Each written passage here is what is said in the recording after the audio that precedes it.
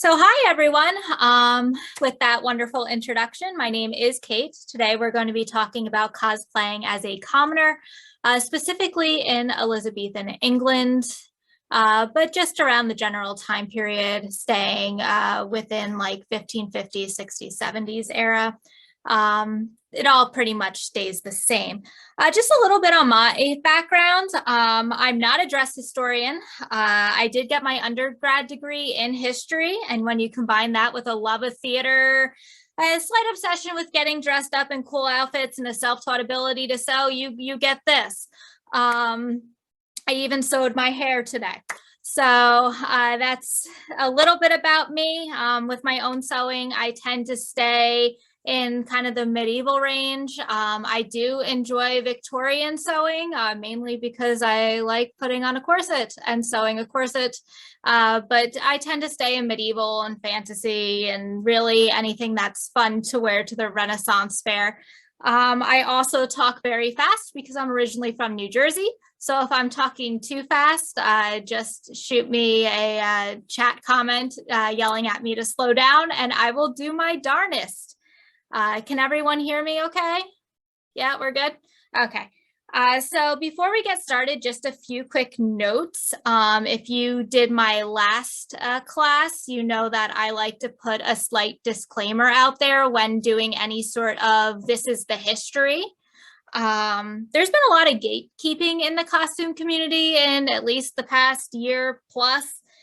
So I want to make a note that I'm not saying that you have to aim at historical accuracy or even that it's a thing. I mean, if you want to aim at as historically accurate as possible, aim for historically adequate, and that's fun and that's fine. I am not dressed today in anything historically accurate, but we all have fun here. We're all a community, so we just want to support each other with that. We are going to be looking at the most common layers, but that doesn't mean that this is the only thing that the common people wore in this time period that we're going over. So just something to keep in mind. We're also going to be sticking to Elizabethan England thereabouts, because if we did a breakdown of all the layers for more than that, it would get a little bit unwieldy.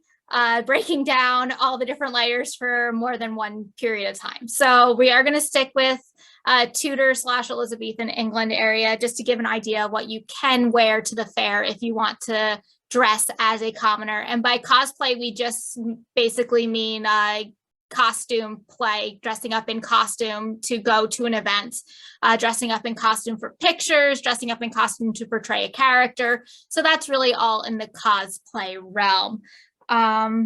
There were sumptuary laws. We'll be briefly going over that when I talk about colors that would have been worn in this time period by the common people, but I'm not going to get deeply into what all the sumptuary laws are or even being all that specific about them. Questions we talked about slightly already. I will take them along the way if it's something that should be answered pretty immediately. What you can do is press the reaction button and raise hand. And that will actually like put a little hand up and tell me that you have a question that needs to be answered right then and there, or Christy will interrupt me and let me know there's a question.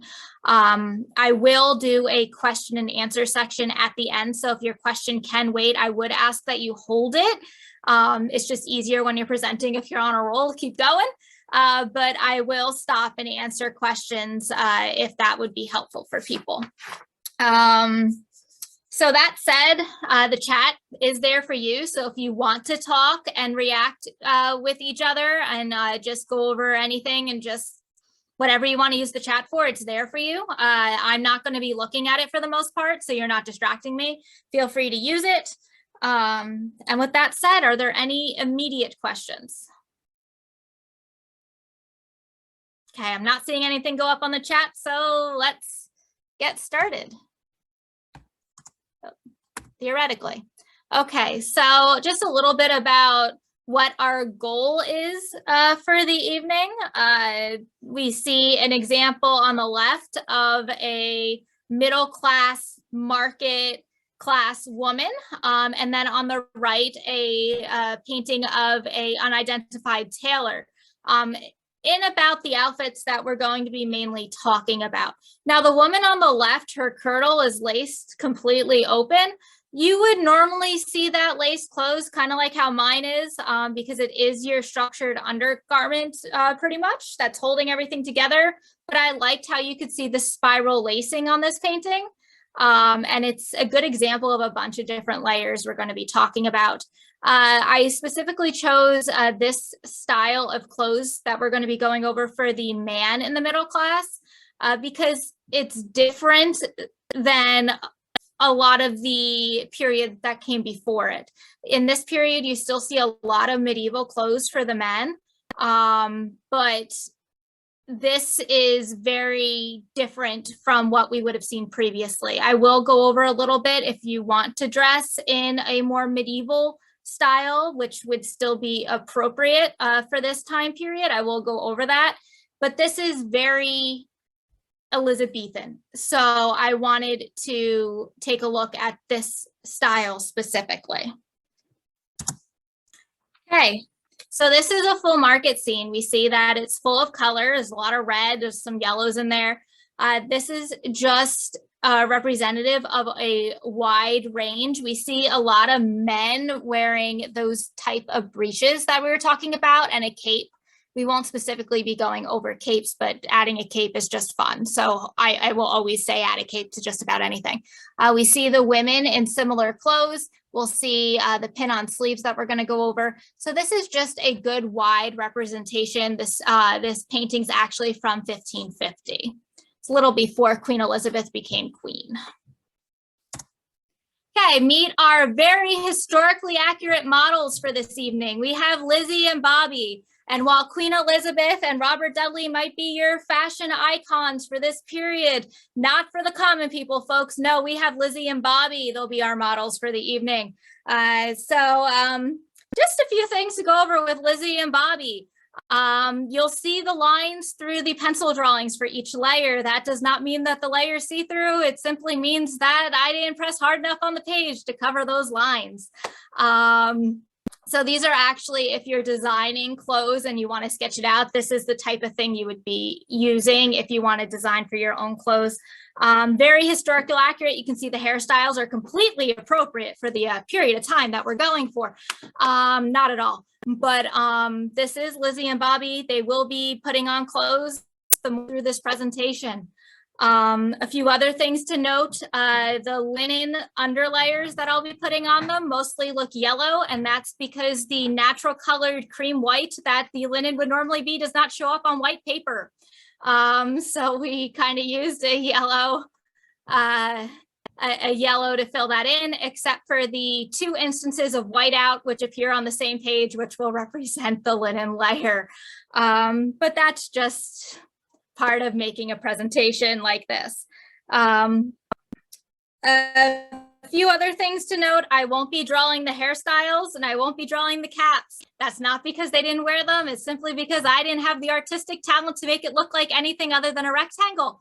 So we're going to go ahead and discuss caps and hair a little bit right now using actual paintings from the era instead of my pencil drawings, which if you want to see what they would look like, my pencil drawings wouldn't have been helpful at all. Okay, so hair and caps.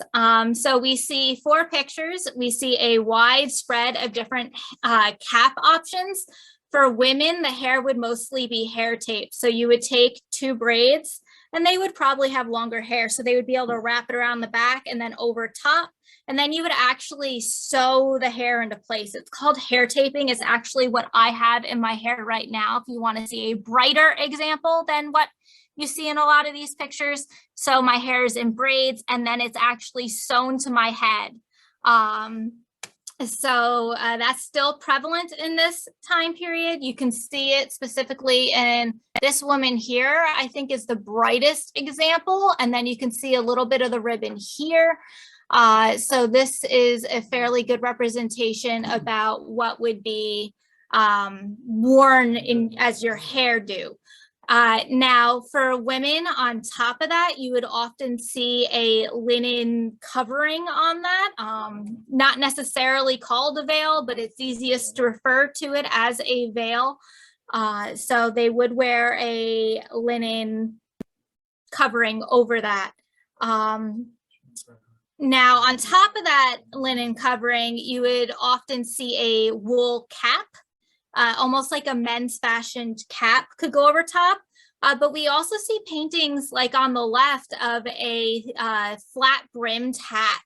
And she's not actually wearing a linen covering under that. So there's a lot of options in art for however you would like to dress to be a commoner at the Renaissance Fair as a woman. Men also have several options for headwear. There are men in these pictures that don't have anything on their heads. In the upper, I don't know if you can see it. I see a screen sharing thing. So, but I think you are able to see it. But up here, you see a man without any sort of hat or headpiece, but you also see the wool caps. You see them down here, and you see more flat brimmed hats. So there are a wide variety in paintings about what you could wear in this relative time period. And we're back to Lizzie and Bobby. Good old Lizzie and Bobby. You'll see that Lizzie and Bobby are now wearing stockings and garters. Yes, the men wore garters. This is because the wool stockings would roll down unless you tied a garter underneath the knee. They did not have elastic. They did not use elastic. So the only way to keep your wool up, I see a hand. I don't see a question, but I saw a hand go up. Was there a question? No?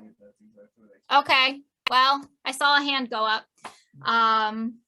So if you raised your hands and you meant to, please raise it again and let me know if there's a question, and we'll just keep going. So stockings and a garter, both men and women would wear it. Yes? Sorry, I couldn't find the unmute. I'm not seeing any picture. It looks like you're describing something. So if you look at the bottom of Lizzie and Bobby's legs, you'll see they now have colorings on I see. Okay. Oh, okay. Never mind. Something flipped on my. Apologize. Oh, okay. If there's a question, if we could type it into the chat, that would make it easier, because muting and unmuting is always fun on Zoom. But yes, so if you see here, this is Lizzie and her, a very, very nice looking stockings and garter set. And over here, we have Bobby. Moving on to layer 2, we now add a linen shift onto Lizzie and a linen shirt onto Bobby. There are different names for this. For Lizzie, we can call it a smock, we can call it a shift, we might hear chemise. They're all the same thing. It's a linen undergarment, which would not be yellow. It would be natural toned.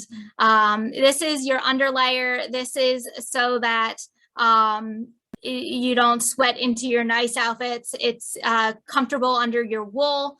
It's very breathable. It's really, if you want to craft this type of garment, it's a rectangle. And then some rectangles for the arms, and then some like gussets. So yeah, rectangles and triangles are your friend. Very easy to sew this if you were looking for a first project. The men would be the same. So for women, it would just probably go a little bit longer, falling somewhere between the knee and the ankle, depending on how much fabric they decided to use. For men, it would fall right below the knee. But it's the same type of underlayer for both men and women in this time period. Moving on to our next layer, we actually start getting some color and something that's a little bit more exciting. This would be a wool curdle for the women. This is your support garment. You don't see any sort of corset or stay in this early part of the Elizabethan period. We do have evidence of pair of bodies later, but if I were to hazard to guess, I would say that would be more of an upper class thing. I wouldn't necessarily touch a pair of bodies for if I was portraying a common person. But the curdle has and was the supportive garment for ages before this, and it continued to be. It would probably be stiffened slightly with a linen tied into it, but I can attest, I'm wearing one right now. They're very supportive. You don't need a bra for the most part, depending on how tightly you lace it and what material you're using and your body size, but even a larger woman, which did exist a lot, in this time period, would wear a curdle as her supportive garment. There are tutorials out there on how to draft a curdle. I use a very technical method of laying my fabric down and laying on top of it with my arms out and drawing around my body so that I get a tight fit. I do have scoliosis, so my body is not shaped straight in a normal fashion. So I find just measuring and then drafting it out isn't very conducive for me. So if we want a video of me showing how I draft a curdle, I'm happy to try to do that, but it would be funny because it would involve a lot of me laying on the ground and trying to draw around my body. That's your curdle. It would be spiral laced. You'll see that I tried to draw it in. You'll see the black bit here. So it would be a straight line and then kind of zigzag. Can't see like that going up and then another straight on top. So you will also notice that it is looking short sleeved. That's because the next layer we're going to talk about is pin on sleeves. This would be a wool garment. For the men, also probably a wool garment. It's buttons down the front, buttons on the sleeves. This is your doublet. It's different than what we see in a lot of earlier eras where it would be a looser garment with a belt, though that was still worn in this time period, since we're talking like merchant class, simply because it's a little bit more exciting and a little bit more of a conversation. This would be an appropriate outfit. Something I didn't talk about that I don't know if anybody noticed, but they're now wearing shoes, sort of. They're wearing shoes over their stockings. For your common person, this would most likely be a turn shoe, which would be soft leather. They would sew the sole on and then they would actually flip it and turn it so the seam is on the inside. For certain work being done, you will see a leather boot start to appear. I find turn shoes, my understanding is they're very comfortable to wear, so probably something really nice to wear to the fair. I wear modern boots because I'm normally chasing a toddler, and I already am chasing a toddler in a dress. I want to be in shoes that I know I could keep up in. But a turn shoe or a leather boot would probably be a good option for a shoe in this period. Okay, layer 4, we have our pin-on sleeves, still wool, and you'll notice another bright color.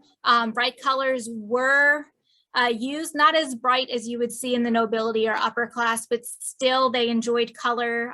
It is a way to make your outfit a little bit more exciting at the fair, to combine different colors. Even if we wouldn't think they go together necessarily in modern day, it is a fun thing to do for a fair event, and they would have mixed colors.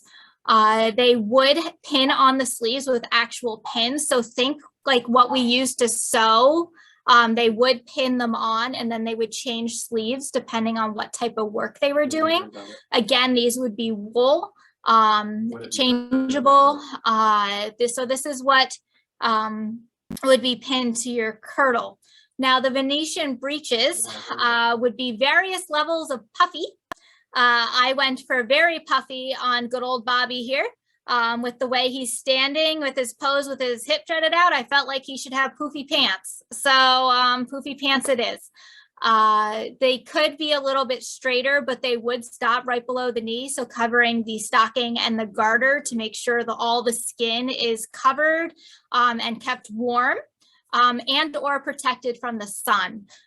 They, interestingly enough, would have been tied to his doublet, and that's how his pants probably would have stayed up.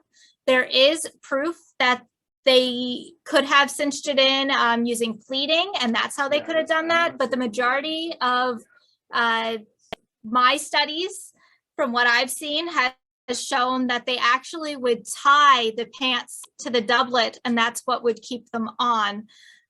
So if fitting waistbands isn't your thing, well, that's fine. I have an error for you. Venetian breeches are your go-to, because you can just tie them to your shirt and call it a day.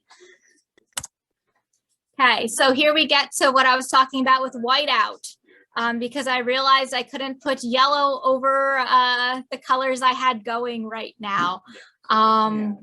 So this is a partlet on our wonderful Lizzie. It would just go over top and would just be a plain linen partlet. It would cover up here a little bit. A little added modesty, whether or not they cared about that. It depends on your class and your interpretation of certain things, because they certainly showed a lot in other portraiture. But it would at least add some warmth and another layer of covering. It's hard to see on Bobby, but I added a little tiny ruff. That's because if you were middle class, you wouldn't have this huge thing, but you would still want to be a little fashionable. So you want to add a little bit of a ruff. Tabitha, are you pointing at something? Yes? I don't know what we're pointing at. Somebody had a question about the length of the curdle.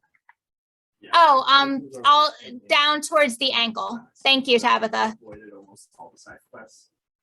Yeah, so I would go ankle length. You still want to be able to walk around. So if you're middle class, you wouldn't have the huge skirts that we would see in like the medieval time period for nobility, where there's no way to walk in them. But around ankle length would be appropriate.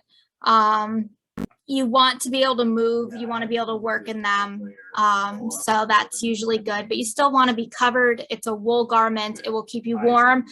In the summer, it will protect you from the sun. Wool is pretty much good whatever the season. And there's different weights for that, but it's breathable and it's a natural fiber. So highly recommend wool for all your curdling needs. That's what they used back then, except it's expensive. So if that's not in your wheelhouse, then welcome to my world.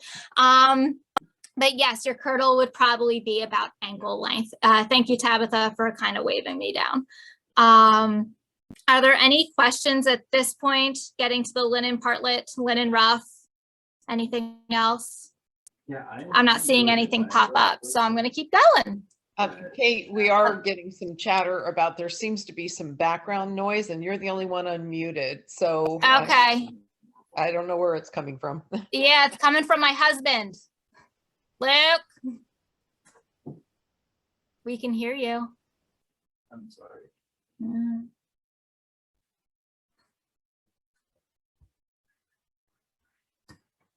If you still hear him, let me know.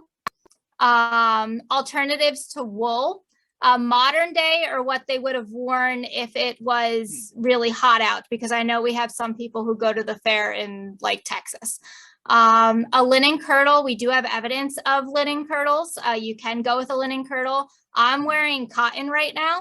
I'm perfectly comfortable, and I'm perfectly supported.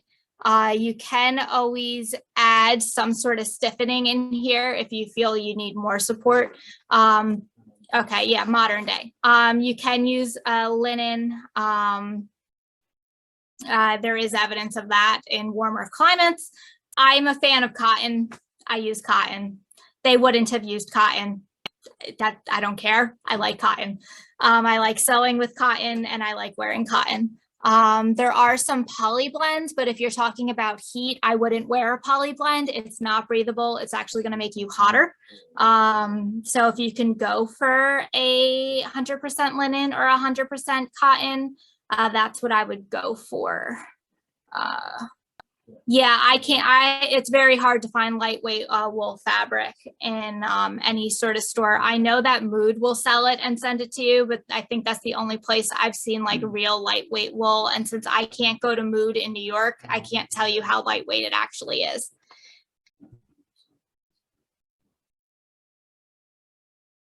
Heat and humidity and several weights of linen. Yeah, so I would go with linen or cotton. I like cotton. Oh, 100+ degrees. Ugh. Okay. Yeah, that's too hot. Yes, Tabitha. I have found a trick for that. At least for females, I haven't found as good of a trick for males. Take a frozen water bottle in a plastic baggie and sew yourself some pockets, or do the good old bodice stuffer. So it helps a lot. Certain Faire vendors, if you want to look for them, will actually sell a necklace. It's about this long and you tuck it right down there and it's metal. And it keeps your whole body cool. You can stick it under your dress. So there are actually Faire vendors around at different fairs that will sell solutions to that. And since it's a necklace, some of them actually aren't necklaces and they kind of just grip the top area depending on how endowed you are, but they do make necklaces. So for a man, if you want to stick like a metal like necklace down into your doublet, no one's going to see it. So stick that baby in the freezer before you go, and you're going to regret it at first and then be thankful for it later. So any other questions about heat? And I see more people in the chat. Yes, bodice chillers. That's about what I was talking about. Yeah. Wool suiting is typically a lighter weight. I find them a little too stiff for me to work with personally, but as I said, I lean towards cotton.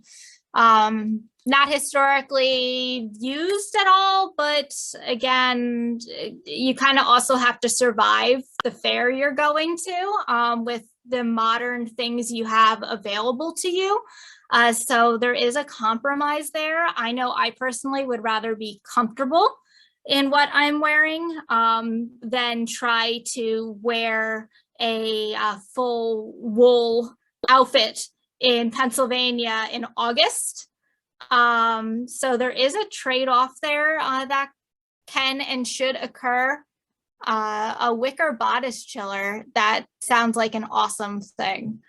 So lots of cool ideas. If anybody wants to go to Faire Relief 2020, it's a Facebook page.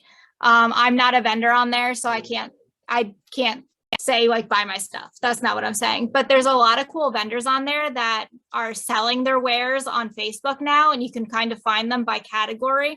So if you're looking for a bodice chiller and your fair doesn't sell them, or you want to get it before the fair, you can still order from an artisan instead of Amazon. Some people, Amazon's really your only option based on, I don't know, shipping or something like that. But for most of us, if you can, there is an availability to find artisans through that Faire Relief page. So just shout out to whoever started that, because that was a brilliant idea. And that's how I did my Christmas shopping in 2020. Okay, so now we're on to the wool partlet. Because if you're not in a hot place, wool over top your linen partlet is a good idea. Or since we were talking about a lot of places that tend to be warm, a cotton layer in color could also be good. But you just want to add a second one over your natural colored linen if you want to be more historically adequate. But historically in England, it would have been a linen partlet and then a wool partlet over top. The man is done at this point, so we didn't add any layers to him because simplicity. Last layer for our woman, we have a linen apron. She is a working woman that we're talking about right now, is merchant class. So we would tie a linen apron around the waist. I drew it in a more neutral brown tone, but it could have been a natural linen. It could have been a brown tone, but we do see evidence of blue, and I'll get to that when we talk about colors. So here are our final looks for what they would have worn in England. Again, alter this to fit your Faire. We have the various different layers building up, but you know, seeing a sketch and trying to picture how you want it in real life are really two different things. So what would they look like in real life? These are two different Faire goers that were nice enough to post their stuff on Facebook for me to stalk and track down using Google Images. So we kind of see a representation on what they would have looked like. We see the different partlets. She added a little ruff because why not rough it up? We see that she has her sleeves either pinned on or sewn to look like they were pinned on. And we have a white apron. We have the head covering and the hat. Our gentleman decided to not go with poofy pants. Bobby is just so much more in fashion than I guess this nice gentleman is with his poofy pants. But he also decided to add some buttons. That would probably be more of a modern comfort, but it is kind of weird to tie your pants to your shirt in modern everyday life. So that's something that we would keep in mind. He also has a very nice looking hat that just looks a ton of fun to wear. So this is kind of a real life representation about people who did wear more merchant class to a fair or some sort of approximation of a fair, maybe some other type of historical event. I wouldn't choose his shoes necessarily, but they look fun, so you do you. So this is kind of your real life representation about what Lizzie and Bobby are wearing here. Okay, so I promised we would go over some colors. Lower peasantry, you want to kind of stick to earth tones and colors that could be made using coarse undyed wool. They wouldn't necessarily go out of their way to color their clothes. It would be a little bit more worn. So I would go with earth tones. For your merchant class common folk, you have a wide variety of options as long as you didn't break any sumptuary laws. And or feel free to break them, because modern fabric, you get what you get when shipping is the way it is right now. So there were greens. There were a wide range of browns, reds, but not crimson. Crimson was a reserved color. Different oranges, pinks. They would wear undyed dark colored wool. So you could see black, brown, gray. There was yellow, but they wouldn't use gold thread. Gold was reserved, and you would see blue, but not indigo. And you'll see that I labeled this for wool. That's because the common folk would use naturally found dyes, and linen doesn't tend to take well to naturally found dyes. We do see evidence of blues and like natural brownish tones, but it really doesn't hold a ton of color well when you use natural dyes. So we would more dye our wool. If you want a modern day example, there's a wide variety of already pre-dyed linen, pre-dyed wool, and pre-dyed cotton, depending on the temperature of your Faire. So just keeping that in mind. As I said, for your partlets, for England, it would be linen and wool, but if you're in a hot place, you're not going to want to throw on a wool partlet. That just would get a little unwieldy unless you can find a really lightweight wool.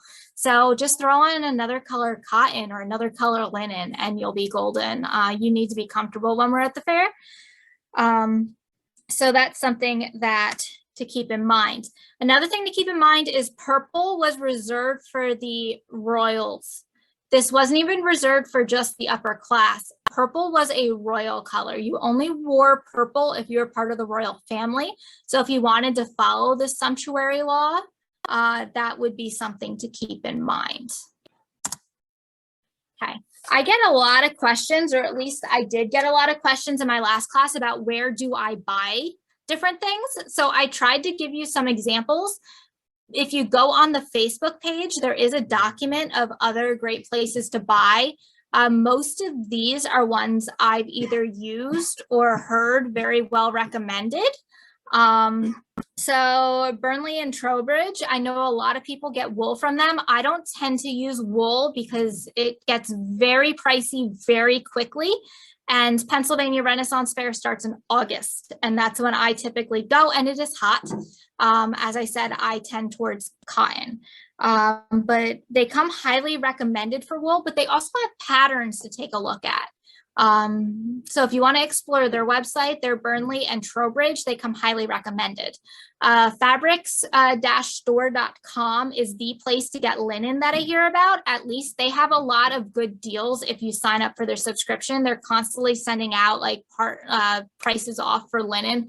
I have friends who pretty much exclusively shop for their linen there, and they really love it. They have different weighted linen, so that's helpful. If you're on a budget, Fabric Wholesale Direct is not a bad place to take a look. They do have poly wool, so if you're in a colder environment and you want wool but can't afford wool, you can buy poly wool from them. I have. It's comfortable to wear.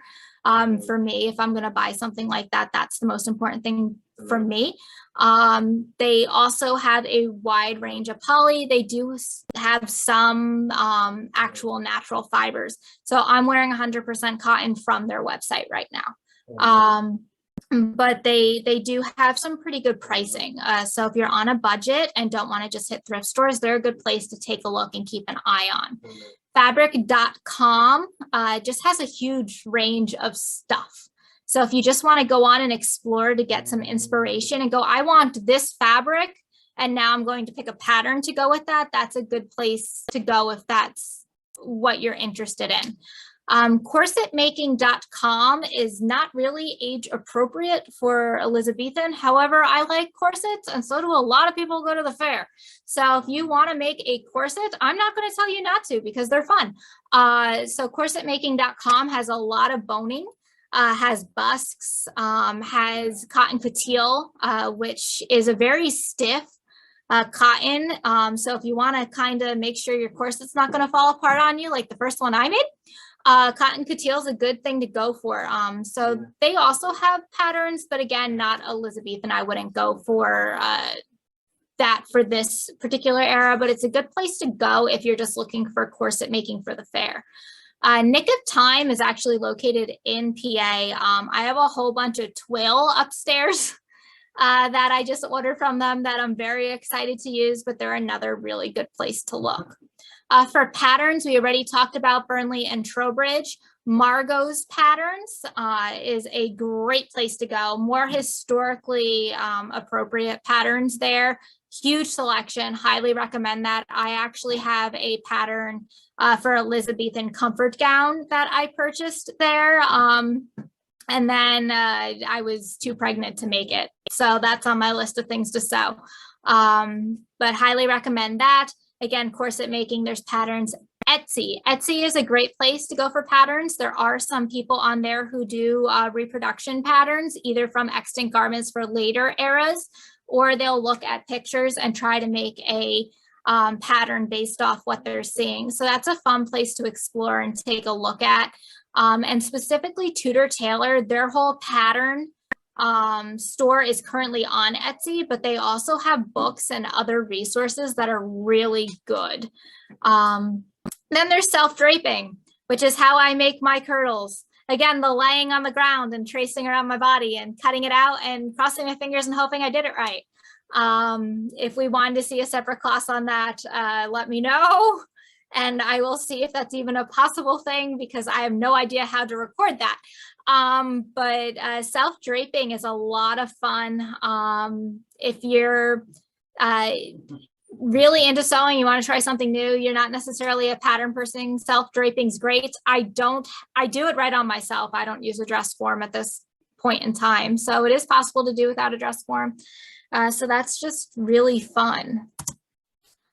So before we get to questions, I kind of just want to hit on if you want to be a lower peasant. So we've talked about like middle class common person, but if you want to be a low class person, I just want to hit on a few quick things. For the woman, again, not having these bright colors, using more natural tones would be good, but also like throw your dress in some dirt and rough it up. Like put some stains in that. That will make it more representative of what the lowest class would wear. For the man, you probably wouldn't see the lowest class of person in a doublet. You would probably want to see them wearing something that has existed for a longer period of time. So perhaps more medieval era, you would see the long dress, which for a man would still be called a dress, like down towards the ankles with a belt, maybe a knee length dress, tunic with a belt, and some more stockings. Or, you know, maybe we have the breeches and we put on the breeches and just the undershirt that's hanging out, and maybe throw on a jacket over top, rough it up a little bit, and you have some really good options for if you want to be in a lower peasantry section of society. But these are really versatile. These are your base. So you can go as high up in the middle class or as low as the lower class with these examples of things as possible. I want to thank the people who originally made our Lizzie and Bobby from Designer Nexus. They have some free stuff to go on, and if you want to do costume design, so they're great. Our real life Common Woman and Common Man, I took them from a blog and Facebook, so thank you for making your stuff public. My Instagram is at KLTDIY if you want to go on there and message me, or I'm very easily found on Facebook. I'm sure you've all seen me post various levels of things and sewing for Renaissance festivals.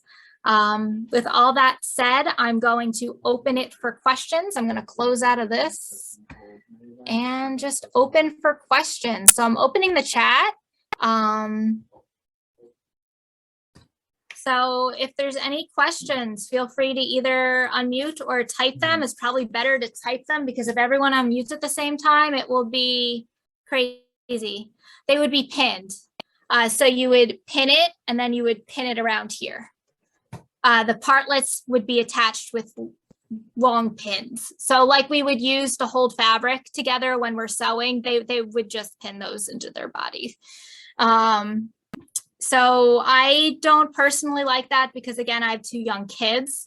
I would either make snaps or buttons or safety pins, but they would just have open pins and pin it in carefully. Any other questions? Yes, our new Facebook group is SFRF Fabrics and Supplies. So people are selling fabrics they're not planning on using or patterns they're not planning on using and passing them along.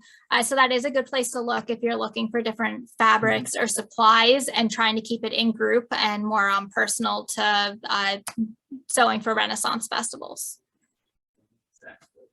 Any other questions? Going once. Oh. Yeah, so regular straight pins would bury themselves in several layers really well. It's why they use them. I would either stab myself or my child would manage to get a hold of it. So I'm not a fan, but that is what they would have done. Again, this is choice for comfort and what you're comfortable with. Yeah, you're one of those kids. Yeah, I probably was too. Both my children. What was that?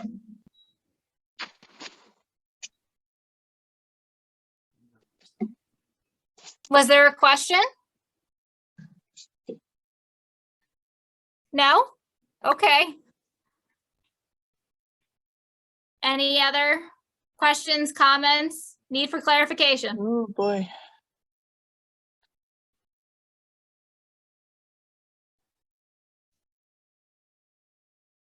So you could, for your curdle, instead of down the front, you could lace it shut that way. Since it's an underlayer that we're talking about, it would typically be laced down the front. More medieval, if it was going to be your outer layer, you could do it down the sides, but you would still have the linen covering over top here. So I would see it more down the front in this era. They're both fine. They'd both be accurate. Oh, partlets. I haven't seen that, but that doesn't mean they didn't do that, and it doesn't mean it wasn't in other artwork. So partlets comment that using fabric ties in the underside of the armpits. So here, it would kind of flap up and down, so you'd more see it pins. That doesn't necessarily mean that somebody somewhere didn't do that, but they wouldn't necessarily want everything flapping everywhere. So you'd really more see that pinned. Yes, I also heard somebody, but I don't know if they had a question or not, or if they were just talking to somebody outside the camera range. Okay. Questions going once. Questions going twice. Okay. Oh, okay. Glenda says the tied partlet is common in Italy. So there we go. Did not know that. Thank you, Glenda. How to rewatch. I'm going to be uploading this to YouTube. So if you want to go to YouTube, our new YouTube channel is Sewing for Renaissance Festivals. Please go on to subscribe because it helps other people find us. So that's how you would rewatch the first part. It's probably going to be a day or two before I get this up there, just because of rendering time. And until then, and probably in about an hour, if you go to the event page on Sewing for Renaissance Festivals, I will put the Zoom link there. We can temporarily house the recording on Zoom until we get it on YouTube. Yes, and the YouTube channel name, again, is Sewing for Renaissance Festivals. So it's the same name as the Facebook group. We have become a dynasty. Maybe last longer than the Tudors. Okay.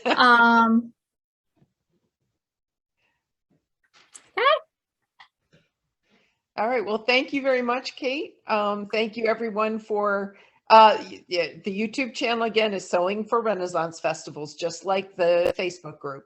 And yeah, if you search on that, the way I searched it to find it just without the link was Sewing for Renaissance Festivals channel, and it brought it right up.